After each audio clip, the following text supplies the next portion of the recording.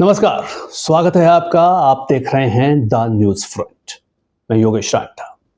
आज हम बात करने वाले हैं देश की एक जानी मानी पूर्व सुपर कॉप, पूर्व आईपीएस अधिकारी, पुदुचेरी की पूर्व राज्यपाल, दिल्ली के मुख्यमंत्री पद की उम्मीदवार रही, अन्ना हजारे के एंटी करप्शन आंदोलन का बड़ा चेहरा भी रही।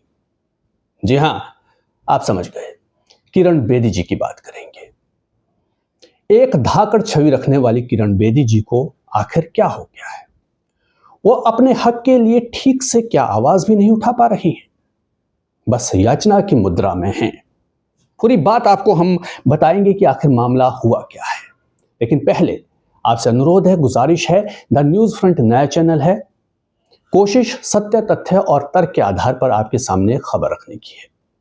तो चैनल को सब्सक्राइब कर लीजिए और बेल आइकन जरूर दबा दीजिएगा। फेसबुक पर भी जाकर आप चैनल को फॉलो कर लें। चलिए अब बढ़ते हैं आगे।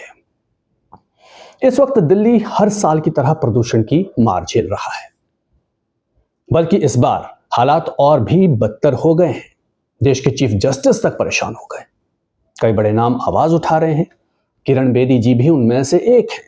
वो लगातार कई दिनों से बढ़ते प्रदूषण को लेकर सोशल मीडिया प्लेटफॉर्म एक्स, जिसको हम ट्विटर भी कहते थे पहले, उस पर पोस्ट डाल रही हैं, बोल रही हैं। अच्छी बात है, साफ हवा की मांग भी कर रही है, बहुत अच्छी बात है। लेकिन सवाल ये उठ रहे हैं कि वो अपना हक मांगने के बजाय ऐसा लग रहा है कि याचना कर रही है। एक कड़क अफसर, एडमिनिस्ट्रेटर, नेता का ऐसा हाल। किरण बेदी ने एक्स पर कई पोस्ट शेयर की है और बताया कि दिल्ली का AQI 475 तक पहुंच गया, जो सीधे हैजार्डस यानी खतरनाक कैटेगरी में आता है। कई मीडिया रिपोर्ट्स, कई आंकड़े शेयर किए हैं। वो सीधे प्रधानमंत्री से कह रही है, इस पर कुछ कीजिए। लेकिन पीएम से अपना हक मांगने के बजाय वो निवेदन और क्षमा की मुद्रा में दिख रही है और ऐसा लगता है निरीह होकर कुछ मांग रही है। एक पोस्ट में किरण बेदी ने प्रधानमंत्री को टैग करते हुए लिखा है, सर कृपया एक बार फिर से निवेदन करने के लिए मुझे माफ करें। जी हां, वो लिख रही हैं माफ करें। सर कृपया एक बार फिर निवेदन करने के लिए मुझे माफ करें। पुदुचेरी में अपने समय के दौरान मैंने आपके बेहद प्रभावशाली जूम सत्र देखे। कैसे आपने राष्ट्रीय चुनौतियों में सभी से समयबद्ध तरीके से काम करवाया, कैसे सभी लोग समय समय पर अपने लक्ष्यों को पूरा करने के लिए प्रेरित हुए। सर, यदि आप इन 5 पड़ोसी राज्यों के मुख्यमंत्रियों और मुख्य सचिवों के साथ एक फिक्स्ड शेड्यूल के साथ बस महीने में एक बार भी जूम मीटिंग करें और उनसे रिपोर्ट लें, तो हालात बिगड़ने से रुक सकते हैं।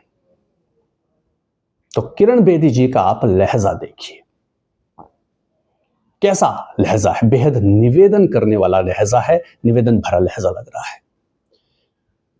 बस उनकी ये पोस्ट थी और इसके बाद कई लोगों ने तीखे रिएक्शन इस पर दिए हैं। द देशभक्त यूट्यूब चैनल चलाने वाले पत्रकार आकाश बनर्जी ने बेदी की पोस्ट पर तीखा तंज करते हुए लिखा है, मैडम आपने कभी माफी मांगी थी जब आपने पूर्व प्रधानमंत्री इंदिरा गांधी की कार टोकी थी? एक समय था आप सत्ता से सवाल करती थी और आज साफ हवा मांगने से पहले माफी मांग रही हैं। ये दिखाता है कि हम किस तरह की स्थिति में पहुंच चुके हैं। नए भारत में एक सवाल पूछने से पहले 10 तारीफें हमें जोड़नी पड़ती हैं। यह आकाश बनर्जी ने कहा है। एक और पत्रकार हैं शरद शर्मा जी, उन्होंने अलग ही बात उठाई है। उन्होंने लिखा कि किरण बेदी जी का पीएम को लिखा यह संदेश बताता है, पहली बात, किरण बेदी जी दिल्ली की बीजेपी की मुख्यमंत्री और पूरी सरकार को नाकारा बता रही हैं, तभी वो सीधे पीएम से दखल की मांग कर रही हैं। दूसरी बात, केवल दिल्ली ही नहीं बल्कि एनसीआर के हर राज्य, दिल्ली, यूपी, हरियाणा और यहां तक कि राजस्थान में भी बीजेपी की सरकार है। तो बीजेपी की सरकारों में भी आपस में प्रदूषण कम करने के लिए समन्वय या फिर इच्छा शक्ति नहीं है, ऐसा किरण बेदी जी मानती हैं। तीसरी बात, शरद कहते हैं कि बीजेपी का हर सीएम बताता है कि पीएम मोदी के मार्गदर्शन में ही राज्य सरकार काम कर रही है, लेकिन किरण बेदी जी मार्गदर्शन की बात शायद हवाई मान रही हैं। और अब एक और वरिष्ठ पत्रकार की बात करते हैं, रवीश कुमार की। रवीश कुमार और भी तीखा लिखते हैं। उन्होंने लिखा है, किरण बेदी निवेदन बेदी बन गई है। जी हां, किरण बेदी निवेदन बेदी बन गई है, रवीश ने लिखा है। प्रदूषण से परेशान तो हैं, मगर समस्या के कारणों को लेकर मुखर नहीं है। अब उस तरह से जवाबदेही की बात नहीं कर सकती। ईडी के लोग घर में रखी कुर्सी या पेटीएम के 500 के अज्ञात पेमेंट पर भी मनी लॉन्ड्रिंग का केस बना सकते हैं, तो इसका ध्यान रखना ही चाहिए। इसलिए वो निवेदन कर रही है, सबका नाम लेकर आलोचना नहीं कर रही। इसके अलावा भी कई तीखे रिएक्शन आए हैं। हां, लेकिन एक बात साफ है कि किरण बेदी की हर एक पोस्ट, हर अपील एक ही बात कह रही है कि दिल्ली की हवा जहरीली हो चुकी है, लोग बीमार पड़ रहे हैं, बच्चे और बुजुर्ग सबसे ज्यादा प्रभावित हैं। पर दूसरी ओर पत्रकार और जनता यह भी पूछ रही है कि क्यों किरण बेदी खुलकर यह नहीं कह पा रही है कि केंद्र और राज्य सरकारें, खासकर बीजेपी शासित राज्यों की विफलता भी इसका बड़ा कारण है। क्या वो राजनीतिक दबाव में सिर्फ निवेदन कर पा रही है, सवाल नहीं उठा पा रही है? खैर, आपको क्या कहना है? आपको क्या लगता है, क्या किरण बेदी वाकई जनता की परेशानियों को आवाज दे रही हैं या फिर नहीं? अपने विचार आप नीचे कमेंट बॉक्स में जरूर लिखें। वीडियो को लाइक करें, शेयर करें, चैनल को सब्सक्राइब करें और फॉलो जरूर कर लें। और आगे की अपडेट्स के लिए बेल आइकन जरूर दबा दीजिएगा। धन्यवाद। फिर मिलते हैं अगले वीडियो में। नमस्कार।